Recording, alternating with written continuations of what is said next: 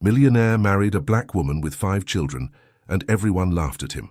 But in the end, the autumn sun in Manhattan painted the skyscrapers with golden hues as Victor Blackwood walked through the revolving doors of the Metropolitan Museum of Art. His Italian shoes echoed across the marble floor as he discreetly consulted the Patek Philippe on his wrist. He was 15 minutes early for the board meeting, as usual. At 42, Victor had built a real estate empire that made him one of the most influential men in New York. His tall, elegant figure, grey hair at the temples, and piercing blue eyes made up the image of success personified. However, loneliness haunted him like a persistent shadow, even in the midst of the most exclusive parties and the most refined dinners. That morning, something different happened. As he walked absent-mindedly through the Egyptian wing, his eyes caught an unusual scene. A black woman with natural curly hair tied up in an elaborate bun was gesturing animatedly in front of a group of teenagers. Her melodious voice echoed down the corridor, recounting old stories with infectious passion. "And look how the hieroglyphics tell this love story," she pointed, her brown eyes shining with enthusiasm. "Each symbol here is a bridge to understanding how people 3,000 years ago loved, dreamed, and lived." Victor stopped, mesmerized. It wasn't just the woman's natural beauty that captivated him, but the vital energy emanating from her. 5 boys, clearly her sons due to their physical resemblance, surrounded her with expressions that varied between genuine interest and adolescent boredom. "Mum, do you promise we'll see the mummies later?" asked the youngest, who must have been no older than 8, tugging at the hem of her skirt. "Phoenix, darling, bear with me," she replied with a warm smile. "Ancient history first, then mummies." Victor observed how she maintained the perfect balance between teacher and mother, alternating historical explanations with moments of maternal affection. Her children, despite their different ages, showed obvious respect for her. Without realizing it, Victor lost track of time. The council meeting was completely forgotten as he followed the group discreetly, absorbing every word about ancient pharaohs and queens. That's when the oldest of the boys, a teenager of around 16, noticed him. "Mom," he muttered, casting a suspicious glance in Victor's direction. "There's a guy following us." The woman turned around, meeting Victor's eyes. Instead of fear or suspicion, her gaze conveyed a serene curiosity. "Can I help you with something, sir?" "Blackwood, Victor Blackwood," he replied, feeling inexplicably nervous. "Sorry, I didn't mean to frighten anyone. Your explanations of Egyptian history are fascinating." A smile lit up her face. "Samantha Williams. I'm a history teacher at the Bronx High School of Science." She paused, studying him with interest. "And these are my children, Atlas, River, Storm, Rain, and Phoenix." Victor noticed how each name seemed to carry a story of its own, as did the artifacts that surrounded them. Atlas, the eldest, maintained a protective posture. River, who looked about 14, observed everything with analytical eyes. Storm and Rain, who appeared to be 12-year-old twins, exchanged conspiratorial glances, while little Phoenix partially hid behind his mother's skirt. "Nice to meet you," Victor replied, surprising himself with the sincerity in his voice. For the first time in years, he wasn't playing a social role. Would it be too forward of me to invite you for coffee? The museum has an excellent cafe, and I'd love to hear more about Egyptian history." Samantha hesitated for a moment, her eyes evaluating Victor carefully. Atlas stepped forward, ready to protect his family from yet another rich guy with ulterior motives. But something in Victor's genuinely interested gaze made her consider. "Well, the boys really need a break," she replied, a smile playing on her lips. "And who am I to turn down an opportunity to talk about ancient history?"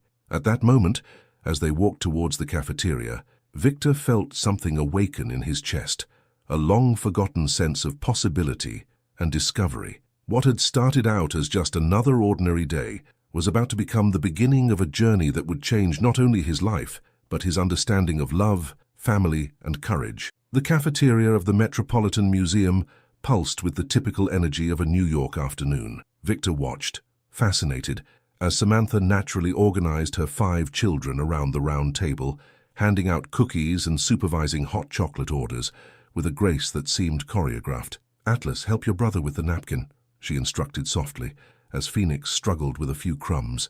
The older teenager readily obeyed, demonstrating a maturity beyond his years.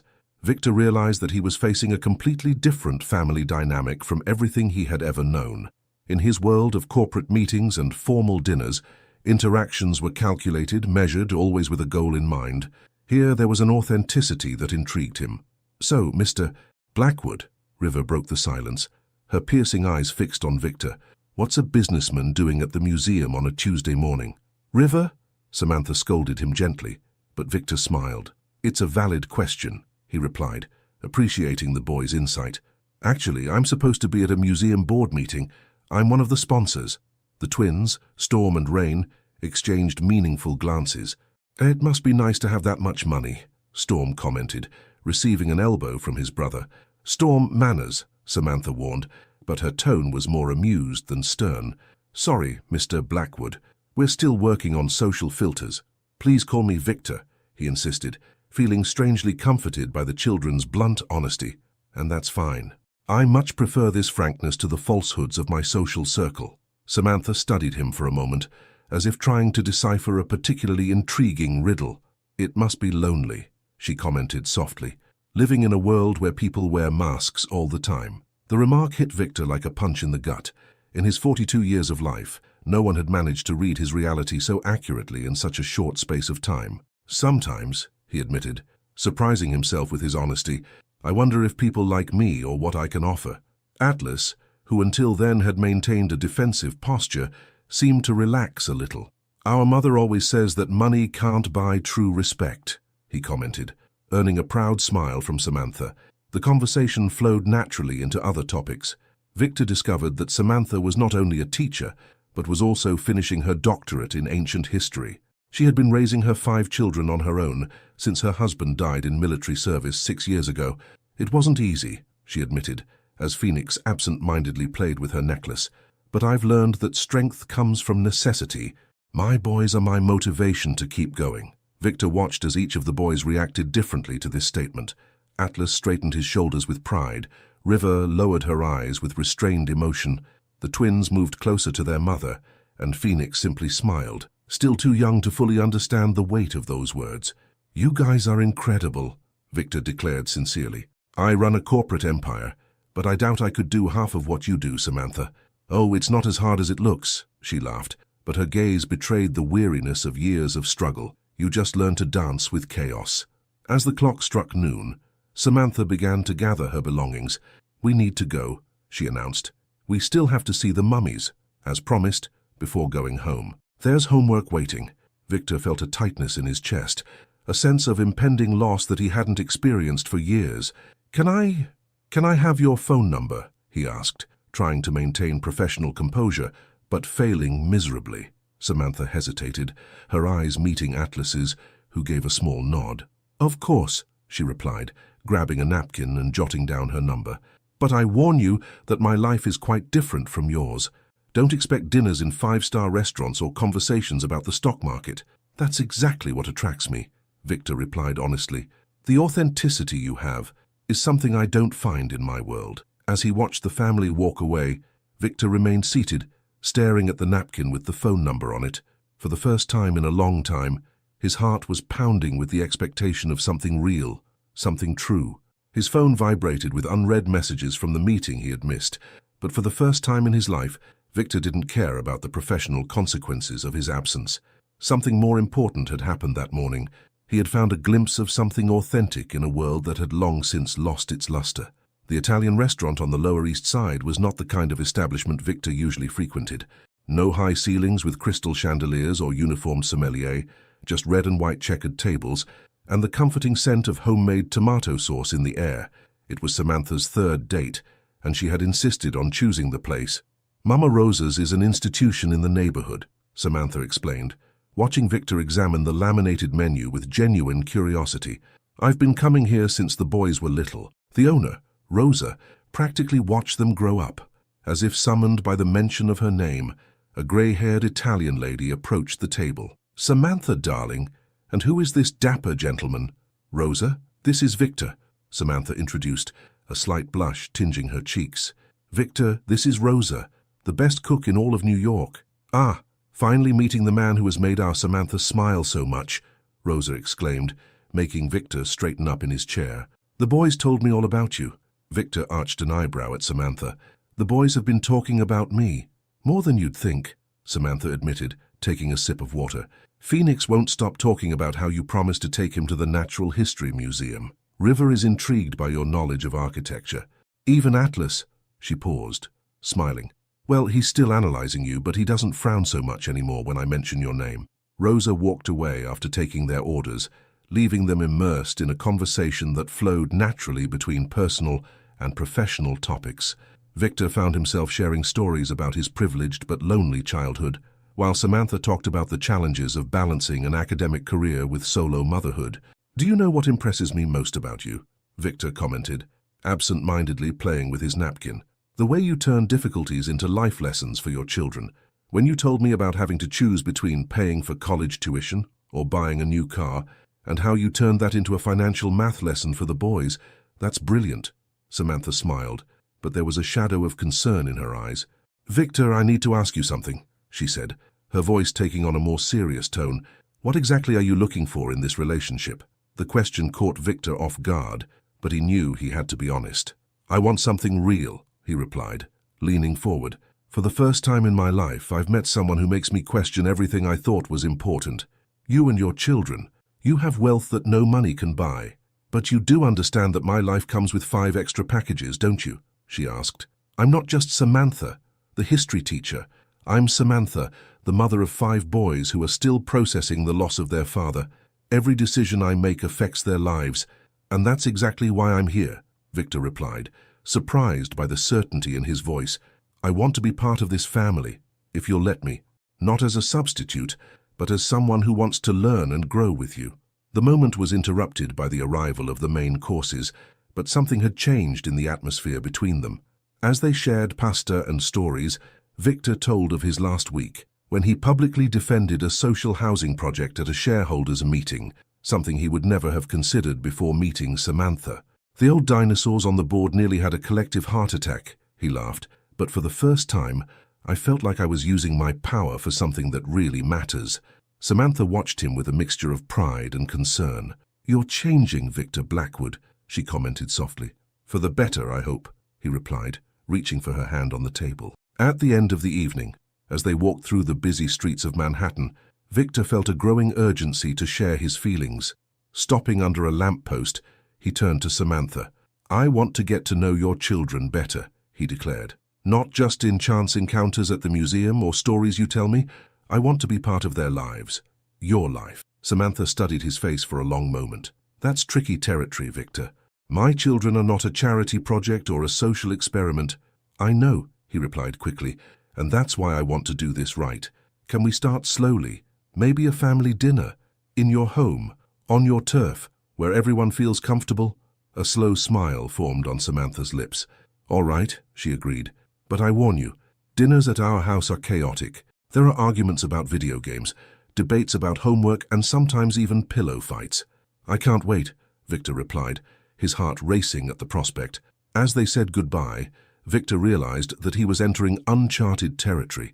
His business world hadn't prepared him for dealing with the hearts of 5 boys and their extraordinary mother. But for the first time in his life, he was eager to fail, learn, and try again. The apartment in the Bronx was exactly as Victor had imagined it, cozy, noisy, and bursting with life. Standing in front of the door of number 507, holding a basket of carefully selected gifts, he took a deep breath before ringing the doorbell. Sounds of hurried footsteps and overlapping voices preceded the opening of the door. Phoenix appeared first, his face lighting up at the sight of the basket. "Mom." Victor brought presents. "Phoenix, manners." Samantha's voice echoed from somewhere inside the apartment. Atlas appeared right behind his younger brother, his appraising gaze softening slightly as he noticed Victor's genuine nervousness. "Come on in," Atlas offered, opening the door wider. "Just watch out for the twins. Science projects in the living room. They're a bit explosive today." Victor entered an environment that was the opposite of his minimalist penthouse. Books occupied every available surface, a half-played chessboard rested on the coffee table, and various school projects in different stages of completion decorated the walls. It was chaotic, but in a way that made your heart warm. "Victor." Samantha emerged from the kitchen, wearing an apron with tomato sauce stains and her hair tied up in a colorful scarf. "Sorry about the mess. We're in end-of-semester mode." "The mess is perfect," he replied honestly, handing over the basket. "I brought a few things I thought you might like." River and the twins approached curiously as Samantha opened the basket. For Phoenix, an archaeology kit with real digging tools, River received a set of books on ancient architecture. The twins got advanced science experiment kits, and Atlas, after hesitating, accepted a new laptop that Victor knew he needed for school. "You didn't need," Samantha began, but Victor gently interrupted her. "I wanted it, not because of the material value, but because I paid attention when you talked about their interests." The tension in the room eased considerably after that moment. Storm and Rain soon dragged Victor to see his science project, a model of the solar system that actually moved through a complex system of gears. River started leafing through his new books, occasionally asking questions about ancient structures that Victor knew from his travels. In the kitchen, while helping Samantha with dinner, although getting in the way would be a more accurate description, Victor observed Atlas teaching Phoenix how to use the archaeology tools with care. "He's a great big brother," Victor commented softly. Samantha smiled, stirring the sauce. "Atlas took on a lot of responsibility after James died. Sometimes I worry that he's grown up too fast. How did he cope with the loss?" "Like all of us," she sighed, "one day at a time. Do you know what I'm most proud of about them? The ability to still smile, to still believe in good things, even after everything." Dinner was served at the kitchen table, which barely held everyone. Victor found himself squeezed between Phoenix and Storm, watching in amazement as Samantha coordinated the distribution of food, the multiple conversations, and even a small dispute over more garlic bread. "So, Victor," River began, between mouthfuls of spaghetti, "have you visited all those places in the books you gave me?" "Most of them," Victor replied. "But you know what? I never really appreciated them before. I was always running from meeting to meeting, preoccupied with business." "That's sad," Phoenix commented innocently. "Mum says you have to stop and look at the beautiful things in life. Your mother is very wise." Victor smiled, exchanging a meaningful glance with Samantha. The evening progressed with shared stories, laughter, and, inevitably, some tension. During a discussion about school, Atlas let slip an acid comment about rich people who never had to work hard in life, causing a momentary silence to fall over the table. Instead of defending himself, Victor surprised everyone. "You're right, Atlas. I've had privileges that most people don't have, but you know what I've learned recently? That all that money hasn't taught me the most important things in life. Like having a close-knit family like yours, and for example." Atlas studied Victor for a long moment, before nodding slightly, a small sign of recognition that meant more than 1,000 words. As the evening drew to a close, Victor helped clean up the kitchen, listening to the laughter of the boys in the living room as they organized a game of Uno. Samantha watched him with a soft smile. "You did well today," she commented, putting away the last of the dishes. "Especially with Atlas." "I'm learning," Victor replied, moving closer to her, "and I want to keep learning if you let me." Before Samantha could reply, a shout from the living room interrupted the moment. "Mom, Storm is stealing from Uno again." "No, I'm not. Rain, you're a terrible loser." Samantha laughed, shaking her head. "Welcome to real life, Mr. Blackwood," she joked, lightly touching his arm before going to mediate the dispute between the twins. Victor stood back in the kitchen for a moment, his heart overflowing with an emotion he couldn't name. There, in that modest apartment in the Bronx, among screaming children and organized chaos, he had found something his money could never buy, a glimpse of what it meant to belong to a real family. Victor's office at Blackwood Enterprises occupied the entire top floor of the building on Park Avenue. That Monday morning, as he reviewed financial reports, his thoughts kept returning to the previous evening's dinner at Samantha's house. The smile on his face didn't go unnoticed by Eleanor, his sister and vice president of the company, who entered without knocking. "So the rumors are true," Eleanor declared, taking a seat in the leather armchair in front of Victor's desk. "My brother really is dating a teacher from the Bronx." Victor straightened up in his chair, recognizing his sister's tone. "Eleanor, don't start." "How can I not start, Victor? The council is in an uproar. Richard Montgomery is using this to question your leadership skills. You've cancelled 3 important events in the last month to spend time with that family. Choose your next words very carefully," Victor warned, his voice taking on an icy tone that he rarely used with his sister. Eleanor sighed, softening her expression. "I'm not questioning your feelings, brother. I'm worried about the consequences. You've built this empire, and now—" The discussion was interrupted by Victor's phone. It was a message from Storm. "I got an A+ on the science project. Thanks for your help with the gears." The smile that lit up Victor's face didn't go unnoticed by Eleanor, who observed the transformation with a mixture of fascination and concern. "You really are in love," she observed. "Yes, I am," Victor admitted, putting the phone away. "And not just with Samantha. Those boys, they've taught me more about life in the last few weeks than I've learned in years of business." Before Eleanor could reply, Richard Montgomery burst into the office, followed by 2 other board members. His normally placid face was contorted into an expression of disgust. "Blackwood, have you seen this?" He threw a gossip magazine on the table. On the cover was a photo of Victor and Samantha in Central Park with the boys, accompanied by the sensationalist headline, "Blackwood Enterprises Magnate Swaps, Socialites for Controversial Romance."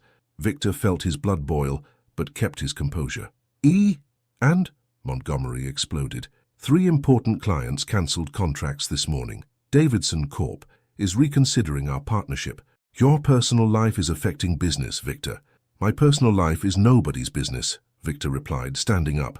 And if any client is prejudiced enough to cancel contracts based on who I love, maybe they're not the kind of partners we want. You're being naive, Montgomery hissed. This isn't about prejudice, it's about image. Blackwood has always stood for excellence. Tradition. Tradition? Victor laughed humorlessly. You mean elitism? Veiled segregation? Well, things are changing, Richard, and if you can't handle it, maybe it's time to re-evaluate your position on the board. The silence that followed was deafening. Eleanor watched the scene with apprehension, while the other councillors exchanged nervous glances. You're making a mistake, Montgomery declared coldly, and you're going to regret it. After the group's dramatic exit, Eleanor approached her brother. Victor, he has enough power to cause serious problems. I know, Victor replied, picking up his phone. He needed to warn Samantha about the story before she was taken by surprise. The conversation with Samantha was difficult. She was in class when she saw his messages and could only return during the break. Have the boys seen it? Was her first question, her voice tense. I don't know, Victor admitted. Samantha, I'm sorry. I should have seen it coming. Atlas texted me, she sighed. Some classmates showed him the magazine at school. Well, you can imagine. Victor closed his eyes, feeling the weight of the situation. Can I come by after school? We need to talk about this all together. Yes, she replied after a pause. But Victor, this is just the beginning, isn't it? Probably, he admitted. But I'm not going to let anyone hurt you. The rest of the day was a whirlwind of emergency meetings and calls with press officers. When he finally arrived at Samantha's apartment, he found a tense atmosphere. Atlas was sitting apart, his eyes fixed on a distant point. The twins were talking in whispers in the corner, while River was trying to distract Phoenix with a board game. They called me a gold digger, Samantha revealed quietly when they were alone in the kitchen. In the teacher's lounge. As if we... Victor pulled her into an embrace, feeling her body tremble. We'll face this together, he promised. I won't let them separate us. It's not that simple, Atlas said from the kitchen door, his voice laden with bitterness. You can go back to your perfect world whenever you want. We're the ones who have to keep dealing with it. Atlas, Samantha began, but Victor gently interrupted her. No, he's right to worry, Victor said, turning to face the teenager. But he's wrong about one thing. There's no such thing as my perfect world anymore. My world is now here with you, and I'm going to fight for it with everything I've got. The silence that followed was interrupted by Phoenix, who rushed into the kitchen. Can we order pizza? River said that on bad days we always order pizza. The tension was broken slightly by some reluctant laughter. As Samantha placed the order, Victor realized that this was just the first of many battles they would have to face. But looking at that family, his family now, he knew it was worth the fight. The ballroom of the Plaza Hotel glowed with its usual opulence. It was the night of the annual Blackwood Enterprises Charity Ball, an event that traditionally brought together the cream of New York society. This year, however, something, or rather, someone, was different. Samantha looked stunning in a navy blue dress, her elegant posture masking the nervousness that Victor could feel through her interlaced fingers. Beside her, the 5 boys wore tailored suits, looking like miniature businessmen, especially Atlas, who maintained a stoically neutral expression. Remember, Samantha whispered to her sons, hold your heads high. You don't owe anyone here anything. Victor watched with pride as each of the boys straightened their shoulders. In the last few weeks, since the incident with the magazine, they had faced several challenges. River had to change her seat in class because of mean comments. The twins missed out on birthday party invitations. Atlas had gotten into a fight defending his mother's honor, resulting in a 3-day suspension. Mr. Blackwood, the honeyed voice of Patricia Wellington, one of the foundation's biggest donors, cut through his thoughts. What a lovely surprise to see your new family here. The condescending tone didn't go unnoticed by anyone. Before Victor could reply, Phoenix, with her 8-year-old innocence, smiled radiantly. "You have a very beautiful necklace," he exclaimed. "It looks like the ones we saw in the Egyptian museum, doesn't it, Mom? From the time of the new empire?" Patricia blinked in bewilderment as Samantha smiled proudly. "Exactly, darling. It's a design inspired by pieces from the period of Amenhotep III. You know Egyptian art," Patricia stammered. "Our mother is an expert in ancient history," Storm interjected. "She's writing a thesis on the influence of Egyptian jewelry on modern culture." Victor could hardly contain his smile as he watched Patricia Wellington speechless for the first time in years. The evening progressed like a complex dance. While some guests made a point of showing their veiled contempt, others were genuinely interested in the unconventional family. The twins charmed a group of businessmen with their knowledge of science, while River impressed some of the architects present with her insightful observations on the hotel's design. However, the real storm was yet to come. Richard Montgomery, slightly altered by the champagne, approached the group during dinner. "Victor," he pronounced the name as if it were an insult, "the board will vote tomorrow on your staying on as CEO. I thought you should know." Silence fell over the table. Atlas clenched his fists, but it was Rain who spoke first. "Why do you want to take his job away?" the boy asked directly. "Because he's dating our mother." Montgomery smiled dismissively. "Children don't understand business." "No," Storm retorted, "but we do understand prejudice. We studied about it at school. And about business ethics too," River added calmly. "About how decisions based on discrimination are not only morally wrong, but also illegal in many cases." Montgomery's face turned red. "How dare you?" "No," Victor interrupted, his voice as sharp as steel. "How dare you threaten my family in public? You want a war, Richard? Then you'll have one." Samantha gently touched Victor's arm, but her eyes showed determination, not hesitation. "Perhaps," she suggested, her voice clear enough to be heard over the nearby tables, "we should discuss how you have systematically blocked diversity projects in the company for the last 5 years. Mr. Montgomery?" Atlas looked at his mother with new admiration. Phoenix, sensing the tension but not fully understanding, held Victor's hand. "It's all right," he whispered. "Mom always says that bad people only have power if you let them." Montgomery stepped back, realizing that he had lost control of the situation, but the damage had already been done. Around the hall, smartphones were discreetly capturing the scene, and Victor knew that by tomorrow it would be news. Later, when the family retired to a private room for a moment's breather, Atlas finally broke his usual silence. "Are you really going to lose your company because of us?" he asked Victor. "No," Victor replied firmly. "If I lose anything, it will be because of prejudice and ignorance. But you know what? I'd rather lose everything I have than lose your respect." Samantha hugged him, tears shining in her eyes. "We'll fight for you too," she promised. "As a family," River added. The twins exchanged determined glances.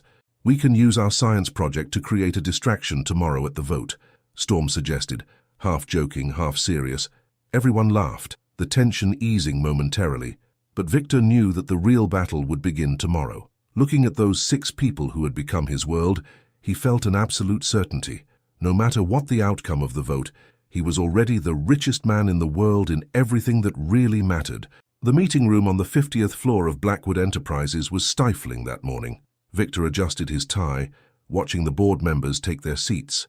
Eleanor, sitting to his right, discreetly clasped her hand under the table.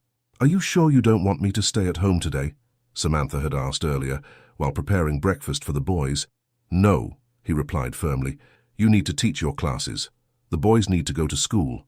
We won't let this affect our routine." Now, facing 12 serious faces around the mahogany table, Victor remembered the look of determination in Atlas' eyes when he left for school. "Show them who you really are." Richard Montgomery snorted, opening the session. "We're here to discuss Victor Blackwood's continued leadership as CEO of the company that bears his name. In recent months, questionable decisions, Questionable to whom? Eleanor interrupted. Our profits increased by 15% in the last quarter. The social housing program that Victor implemented has generated more positive publicity than any marketing campaign in the last 5 years. It's not about numbers, another board member argued. It's about the company's image. Victor stood up slowly, his eyes scanning every face in the room. So let's talk about image. His voice was calm but laden with authority. Last night, I received this. He projected onto the screen an email from Diana Chen, Samantha's best friend and an investigative journalist for the New York Times. Gentlemen, the last few weeks have been difficult for my family. My stepchildren were discriminated against at school. My partner has been morally harassed at work. And all because some of you decided that my relationship was inappropriate by this company's standards. Victor paused, letting the words sink in. But while you were busy spreading gossip and plotting behind the scenes, Diana Chen was investigating. She discovered some interesting facts about certain discriminatory practices in our company, practices which, curiously enough, increased after Mr. Montgomery took up his position on the board. Richard paled visibly. Eleanor smiled, knowing that her brother was just getting started. For example, Victor continued, changing the slide. In the last 3 years, 87% of promotions have gone to white men, even though our workforce is diverse. We have emails proving that qualified candidates were rejected for not fitting the company profile. So, the silence in the room was deafening. Victor picked up his phone, showing a recent message from Storm. Good luck. Remember what Phoenix said. Bad people only have power if you let them. With renewed determination, he continued, Gentlemen, you're not here to judge my personal life. You are here to decide the future of this company. And let me be very clear. If you vote to remove me from office, tomorrow morning the New York Times will publish a detailed story about all these discriminatory practices. It's your choice. That's blackmail, Montgomery protested, standing up abruptly. No, Richard, Eleanor intervened. This is justice. The next 2 hours were tense. Heated arguments, veiled threats and passionate arguments filled the room. Victor stood his ground, answering each accusation with facts and figures. During a breakout, he received a photo from Samantha. The twins had won first place in the school science fair. Did you see that? The message read, Today is Victory Day. When the voting finally began, Victor felt a surprising peace. River had told him something profound the night before. Sometimes losing something can mean winning something much bigger. The votes were counted in silence. Eleanor squeezed her brother's hand so tightly that her fingers were white. Finally, the council secretary stood up to announce the result. By 8 votes to 4, the board decides to retain Victor Blackwood as CEO of Blackwood Enterprises. The tension in the room exploded into murmurs. Montgomery stood up abruptly and left, followed by his closest allies. Other councillors approached to greet Victor, some genuinely relieved, others clearly recalculating their alliances. You did it, Eleanor whispered, hugging her brother. No, he corrected, glancing at his phone where a new message from Atlas was flashing. We made it. Later, when the whole family gathered to celebrate in the Bronx apartment, with pizza and soda, a tradition Victor had learned to love, Atlas pulled his stepfather into a corner. You could have lost everything, the teenager commented. No, Victor smiled, watching Samantha laugh at something Phoenix had said, while the twins excitedly explained their winning science project to Eleanor. I could have lost money and power, but what really matters is right here. Rain approached with a piece of pizza. So does this mean we can finally paint your office? That grey is too depressing, Victor laughed, pulling the boy into a hug. Of course you can, but no explosions this time, okay? No promises, Storm shouted from the kitchen, making everyone laugh. That night, watching his unconventional family celebrate, Victor understood that he had won much more than a council vote. He had conquered fear, the fear of being true, of loving openly, of standing up for what is right. And that, he realized, was the greatest victory of all. Autumn in New York was painting Central Park in shades of gold and red when Victor decided to take the next step. After the turbulent council vote, 3 months had passed, bringing significant changes for everyone. Are you sure about this? Eleanor asked, examining the vintage engagement ring Victor had chosen, an Art Deco piece with sapphires and diamonds that had belonged to their grandmother. I've never been more sure of anything in my life, he replied, closing the delicate velvet box. But first I need to have an important conversation. That afternoon, Victor invited Atlas for coffee after school. The eldest of Samantha's sons had become a crucial figure in her plans, and Victor knew he needed his blessing before anything else. "So, what's the serious business?" Atlas asked straightforwardly as they settled into a discreet cafe in the village. His keen eyes didn't miss Victor's nervousness. "Atlas, you know how much I respect you and your brothers," Victor began, his hands absent-mindedly turning the coffee cup. "And that's why I want to talk to you first. I intend to ask your mother to marry me." The silence that followed seemed to last an eternity. Atlas studied his hot chocolate as if it contained all the answers in the universe. "Our father," he finally said, his voice low but firm, "was a hero. He died saving other people. For a long time, I didn't think anyone would ever be worthy to take his place." Victor nodded, respecting James' memory. "I don't intend to replace your father, Atlas. I never wanted to." "I know." The teenager surprised Victor with a small smile. "That's exactly why I started to trust you. You never tried to be him. You just tried to be yourself." Atlas took out his cell phone, showing Victor a photo. It was a picture from the day before, Victor helping Phoenix with his homework, completely engrossed in the explanation, while the boy smiled with newfound understanding. "Rain took this picture," Atlas explained. "Do you know what Phoenix said afterwards? That he finally understood math because you explained it like a detective story. You didn't try to be our father. You found your own way to get to us." Victor felt his throat tighten with emotion. "Your brothers. You all mean a lot to me." "I know," Atlas repeated, softer now. "I saw how you stood up to those idiots on the council, how you defended our family, how you respect each other's space." He paused, taking a sip of his chocolate. "But I need to ask you something. Are you really prepared to be a father to 5 teenagers?" The question took Victor by surprise, but his answer was instant. "Honestly, I'm terrified, but I've also never wanted anything so much in my life." Atlas laughed, a rare and precious sound. "Well, at least you're honest." He stretched out his hand on the table. "You have my blessing. But if you hurt my mother, you and your brothers can use my office for science experiments for the rest of your lives," Victor added, shaking his stepson's hand. The rest of the afternoon was spent planning. Atlas, surprisingly, had several ideas for the proposal. "Mom loves history, obviously," he explained, scribbling on a napkin, "but she also loves puzzles, and classical music, and that special coffee from the little cafe near the museum." Together, they came up with a plan that involved all the brothers. River would be responsible for creating a map stylized as ancient parchment.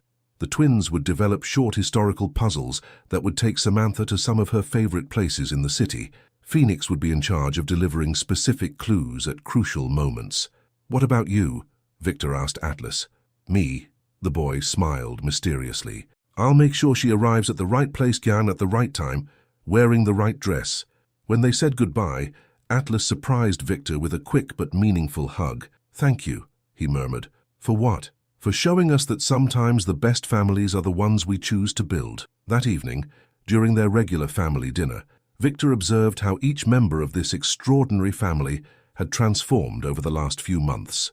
River was more confident, participating in an advanced architecture program. The twins had channeled their energy into constructive, though still occasionally explosive projects. Phoenix was flourishing at school, his grades consistently improving, and Atlas had started to smile more. Samantha caught Victor watching the scene and raised a questioning eyebrow. He just smiled, his heart overflowing with love and gratitude. "Sayuno," Storm commented, cutting into his chicken, "it would be nice if we had a dog." "No way," Samantha replied automatically, making everyone laugh. "How about we start with a fish?" Victor suggested diplomatically. "Only if it's a shark," Rain declared seriously. As the conversation drifted into a lively discussion about suitable pets for apartments, Victor touched the ring in his jacket pocket. In a few days, if everything went according to plan, this extraordinary family could officially become his. And for the first time in his life, business success seemed small compared to the joy of truly belonging somewhere. Saturday dawned perfect for a historic treasure hunt through New York. Samantha woke up to find an old scroll carefully rolled up on her bedside table, tied with a blue ribbon, her favorite color. "To the historian who won my heart," the enclosed card read in Victor's elegant handwriting.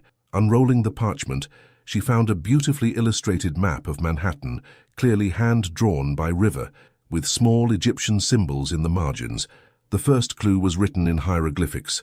Where our gazes first met between pharaohs and queens of the past, Samantha smiled, immediately recognizing the reference to the Metropolitan Museum. Atlas appeared at her door, already dressed. "I have express orders to make sure you wear this," he announced, holding up a sapphire blue dress she had never seen before. "Are you involved in this?" she asked, even though she already knew the answer. "We all are," he replied with a mysterious smile, "and you'd better hurry." Phoenix is almost bursting with anxiety to deliver his part. At the Met, Samantha found Phoenix waiting anxiously near the Egyptian section, holding a small golden scarab. "There's the next clue inside," he exclaimed, barely able to contain his excitement. "Victor taught me all about Egyptian scarabs. They represent rebirth and transformation." Inside the scarab, another riddle awaited, where Mozart finds the perfect coffee and deep conversations flow like musical notes. "A cafe harmony," Samantha exclaimed, remembering the little coffee shop near Lincoln Center, where she and Victor had their first real conversation about family and dreams. At each stop, a new piece of the puzzle revealed itself. At the coffee shop, the twins were waiting for her with an elaborate device that needed to be solved to reveal the next location. At Lincoln Center, River had prepared an architectural puzzle that led her to Central Park. Each clue wasn't just a direction, it was a shared memory, a significant moment in their journey together. Samantha felt tears well up in her eyes as she realized the care and love that had gone into every detail. The final track took her to the conservatory garden, where Victor was waiting for her by the fountain. The garden was surprisingly empty, except for a string quartet softly playing Clair de Lune, the song played at their first dinner. Victor looked impeccable in a navy blue suit, but it was his eyes that captured Samantha's attention. They shone with a mixture of love and nervousness that she had never seen before. "You've transformed my life," he began, his voice trembling slightly. "Before you, I was successful, but I had no meaning. I had a house, but no home. I had acquaintances, but no family." From different points in the garden, the boys emerged, each carrying a blue rose. Atlas was the first to approach, handing his flower to his mother with a kiss on the cheek. "You taught us that family isn't about blood," Victor continued, as River handed over her rose. "It's about daily choices of love, patience, and understanding." The twins stepped forward together, their roses completing the makeshift bouquet. "It's about facing storms side by side and growing through the challenges." Phoenix was last, carrying not only a rose, but also a small velvet box. "It's about building something new and beautiful out of the unexpected." Victor took the box from Phoenix's hands and knelt down, making Samantha hold her breath. "Samantha Williams, you and your extraordinary children have taught me more about love and courage in the last few months than I've learned in my entire life. You have shown me that true wealth lies not in bank accounts, but in the smiles shared over pizza on Friday nights, the discussions of ancient history over breakfast, and even the occasional explosions of scientific experiments." He opened the box, revealing his grandmother's ring. "This ring belonged to a woman who, like you, was never afraid to defy convention for love. Would you do me the honor of officially building this extraordinary family with me? Will you marry me?" Samantha looked at her children, seeing a unique mix of emotions on each face. Atlas nodded slightly, unshed tears in his eyes. River smiled openly. The twins were practically vibrating with anticipation. And Phoenix? Phoenix simply radiated pure happiness. "Yes," she replied, her voice laced with emotion. "1,000 times yes." As Victor slid the ring onto her finger, the string quartet began a soft version of "What a Wonderful World," and Phoenix couldn't contain herself any longer, rushing over to hug them both. One by one, the other boys joined in the collective hug, creating a moment that none of them would ever forget. "Can we have a dog now?" Storm asked hopefully, making everyone laugh through their tears. "Not yet," Samantha and Victor replied in unison, exchanging amused glances. "But maybe a fish," Victor added with a wink. "As long as it's not a shark," Samantha added, pulling her family closer. The Blackwood mansion on Beacon Hill had remained empty for almost a decade. Since the death of Victor's parents, only occasional staff had circulated through its elegant corridors, keeping the property in perfect repair. Now, on a Sunday afternoon, the old house vibrated with young voices and lively footsteps. "This place is huge," Phoenix exclaimed, his voice echoing through the entrance hall. "Can we play hide and seek here?" "No running around the house," Samantha warned automatically, although her own eyes roamed in wonder at the 19th century architectural details. Victor watched the reactions of each member of his family as he led the tour of what would be their new home. The move had been a carefully discussed decision. The apartment in the Bronx, although full of memories, was becoming too small for the growing family. "This was my father's library," Victor explained, opening the double oak doors. River immediately rushed to the floor-to-ceiling bookshelves, her fingers gliding reverently over old spines. "Look at this, Mom," he called, pulling out a dusty volume. First edition of History of Medieval Architecture. The twins, for their part, were more interested in what they found on the third floor. "A laboratory?" Storm asked incredulously, looking at the space that Victor had had renovated especially for them. "With real equipment," Rain added, examining new microscopes and beakers. "And with blast-proof walls," Victor commented, making Samantha laugh. Atlas remained more reserved during the visit, observing everything with contemplative eyes. Victor found him later in the old office, studying a photograph of the Blackwood seniors. "Your parents?" Atlas noted. It wasn't a question. "Yes," Victor replied, stopping next to the teenager. "They would have loved to meet you, especially my mother. She was a literature teacher." Atlas was silent for a moment. "Do you think they'd approve?" Victor considered the question seriously. "My parents didn't always make the right choices in life. They were products of their time and social position, but they taught me an important lesson, that family is the most precious asset we have. And you, Atlas, your brothers and your mother are my family now." The moment was interrupted by a shout from the garden. "Mother! Victor! Phoenix is trying to climb the fountain." Running outside, they found the youngest soaking wet but smiling, while River tried to look responsible even though he was fighting back laughter. "I just wanted to see the dolphins up close," Phoenix explained, dripping water. "They're newts, darling," Samantha corrected, wrapping him in a towel that Eleanor, who had arrived to help with the move, had quickly provided. Later, sitting on the floor of the empty living room, the furniture wouldn't arrive until next week, the family shared pizza, a tradition that Victor insisted on maintaining regardless of the address.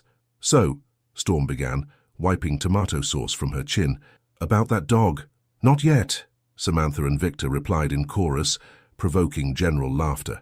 "But," Victor continued, exchanging a complicit glance with Samantha, "maybe we can start with something smaller." Helena, Victor's sister, entered carrying a box with holes in it, from which came little meows. "Kittens!" Phoenix shouted, jumping up and down with excitement. 2 kittens, one black and one orange, were introduced to the family. The twins immediately started suggesting scientific names, while River made mental calculations about where to position the litter boxes. "Nikola and Tesla," Storm finally declared, receiving general approval. Atlas, gently holding the black kitten, looked at Victor. "You're really thinking about everything, aren't you?" "I'm trying," Victor admitted. "I know this is a big change for all of us. I want you to feel at home here." "Home isn't the place," Atlas replied softly, watching his brothers play with the kittens while Samantha and Eleanor discussed practical arrangements. "It's the people," Samantha approached, taking a seat between them. "Everything okay?" she asked, noticing her eldest son's contemplative expression. "Yeah," Atlas replied, surprising them both with a genuine smile. "I think it'll be nice to have enough room for everyone, and," he added with a mischievous twinkle in his eye, "maybe now the twins can blow things up without threatening the entire structure of the building." "Hey!" protested Storm and Rain in unison, but their smiles betrayed that the comment had hit the mark. As the night wore on, Victor watched his family adjust to the new space. Phoenix had fallen asleep on the carpet, surrounded by kittens. River was sketching out the changes she wanted to suggest for her new room. The twins were secretly, not so secretly, planning their future experiments. And Atlas finally seemed to relax, as if he too was allowing himself to belong. "What are you thinking about?" Samantha asked softly, leaning her head on his shoulder. "How funny life is," he replied. "I spent years trying to fill this house with success and status. All I needed was to fill it with love and organized chaos. And kittens," she added with a smile. "And kittens," he agreed, pulling her closer. The Blackwood mansion, for the first time in many years, wasn't just a house, it was becoming a home. The rehearsal dinner was scheduled to be an intimate event at the Blackwood mansion, but like everything else related to this unconventional family, it took its own unexpected turn. The kitchen was buzzing with activity. Eleanor was coordinating the final preparations with the catering team. while the twins were supervising the assembly of the dessert, mainly to make sure they could taste every chocolate option.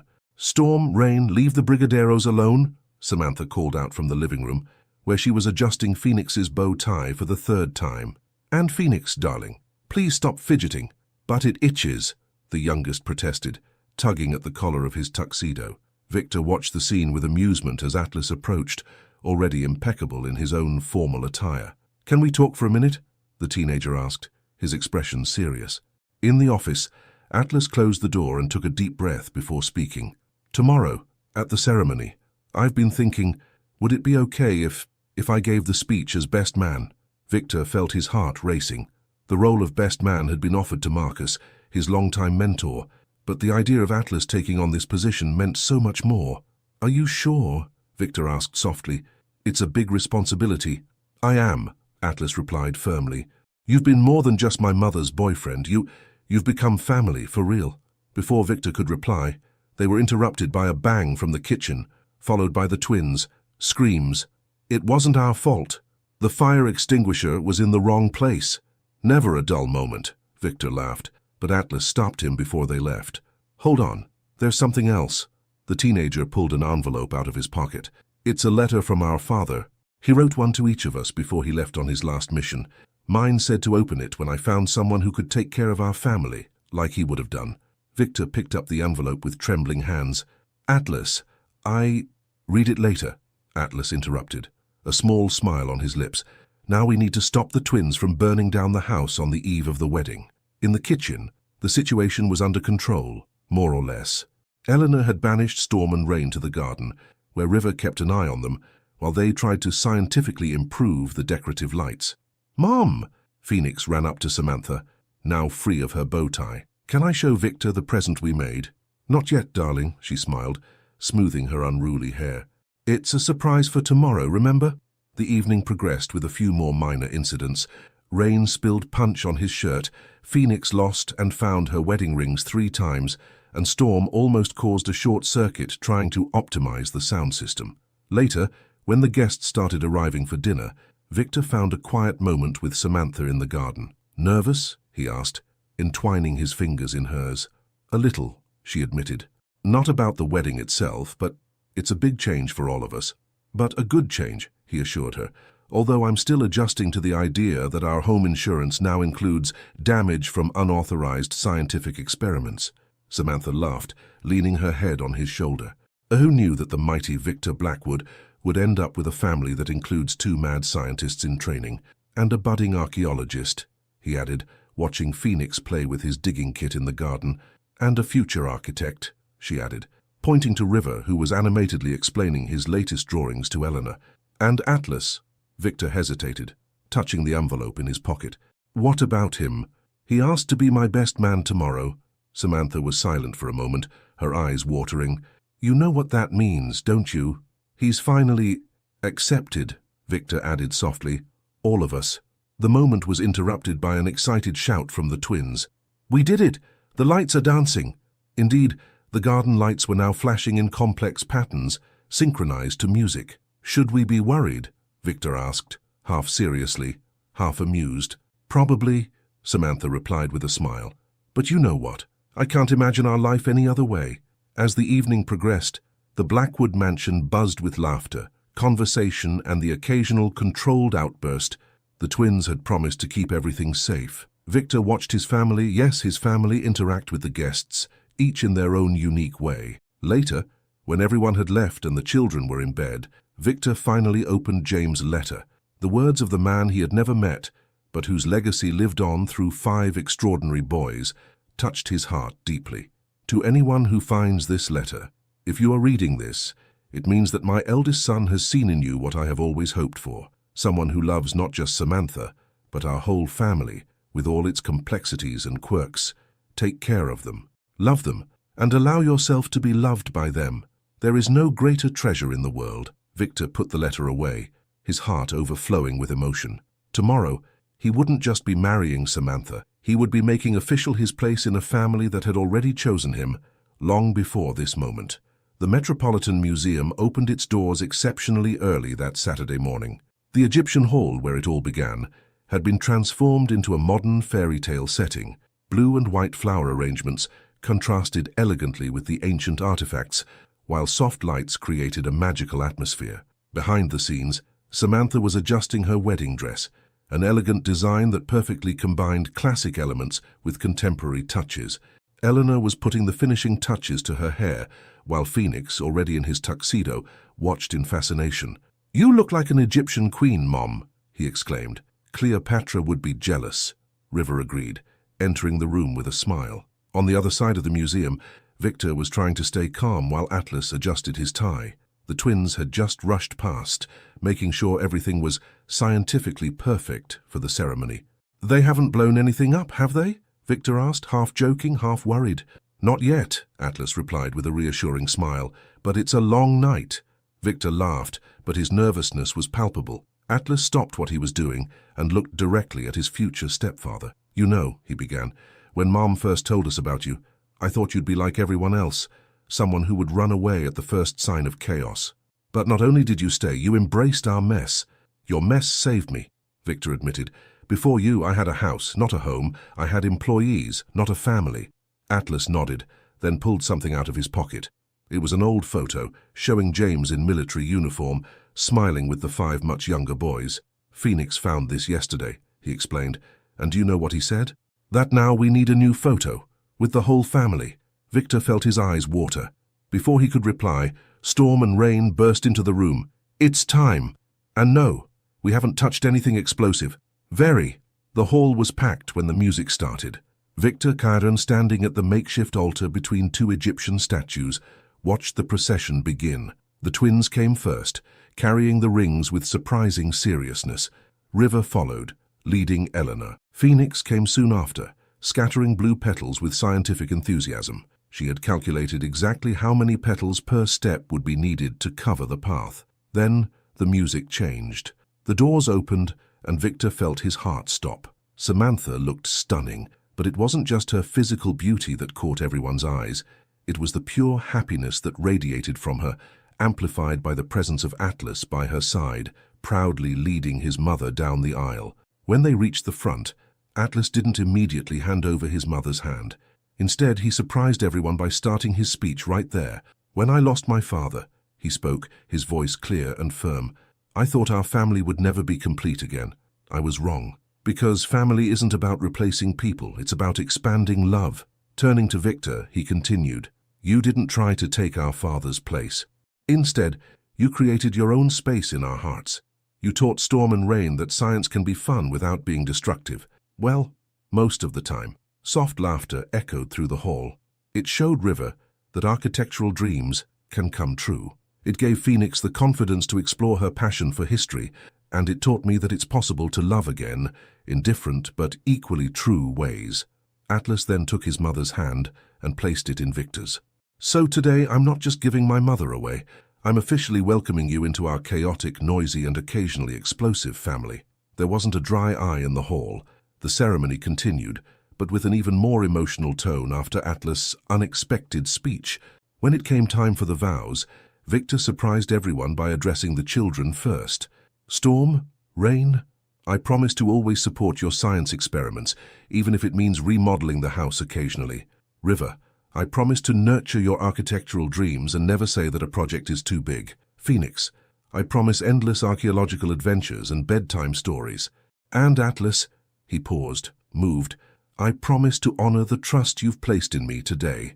Turning to Samantha, he added, "And to you, my love, I promise a lifetime of adventure, laughter, and unconditional love, not just from me, but from our entire extraordinary family." When the celebrant declared them husband and wife, the hall erupted in applause, and, to no one's surprise, a small controlled explosion of confetti, courtesy of the twins, of course. Technically, Storm explained later during the reception, it wasn't a real explosion. It was a calculated release of kinetic energy. Samantha just laughed, pulling the twins into a hug. "Never change, my little scientists." The party continued well into the night, a celebration not just of a wedding but of the union of 2 lives that had become an extraordinary family. And if anyone noticed that the lights occasionally flashed in inexplicable patterns, well, that was just another quirk of the Blackwood Williams family. At one point in the story, Atlas says, family isn't about replacing people, it's about expanding love. In your life, have you ever experienced or witnessed a situation where love needed to expand to accommodate new people and realities? How has this experience changed your perspective on what it really means to be a family? Your participation in the channel is very important. Please leave your opinion in the comments. Thank you so much for watching until the end.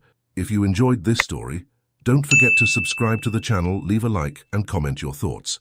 Your participation is very important to us. See you next time.